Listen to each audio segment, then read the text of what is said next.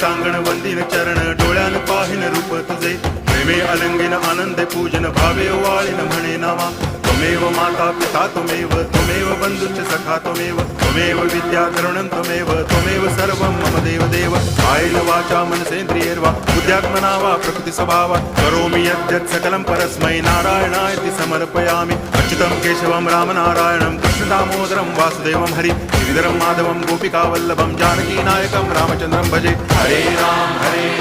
Ram Ram Hare Hare Hare Krishna